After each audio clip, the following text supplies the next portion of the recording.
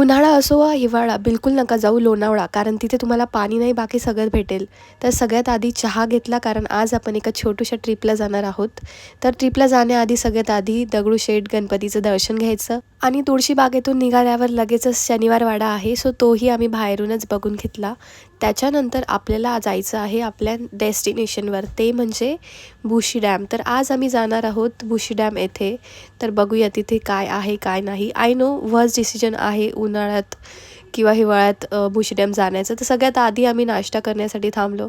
थोडा पोटाला दिलासा म्हणून आम्ही नाश्ता केला आणि परत चहा घेतला. माझं चहावर एवढं प्रेम आहे, जे लोक चहा पित असतील तेच समजू शकतात. तर जरा घसा पण खराब होता, सो मी मस्तपैकी चहा घेतला परत. त्याच्यानंतर गेलो भुशी डॅमला. भुशी डॅमला गेल्यानंतर तुम्हीच बघा पुढे काय झालं.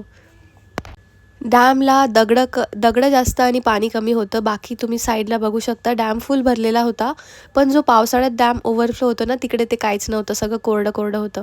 मग जाऊ द्या म्हटलं, पोटाला थोडंसं काहीतरी छान असं खाऊ घालू आणि मग हॅपी होऊन जाईल आपलं पोटू. मग त्याच्यानंतर छान अशी भेळ घेतली. त्याच्यात मी चना वगैरे घेतला. चना आणि कॉर्न एकदम जबरदस्त कॉम्बिनेशन. सो हे मस्तपैकी भेळ बनवून घेतली आणि मस्त भेळ खाऊनच मनाला खुश करून घेतलं. त्याच्यानंतर मग आता एवढं दूर गेल्यानंतर मॅगी वगैरे खाल्ली. व्हिडिओ आवडला असेल तर like, share and comment. Bye bye.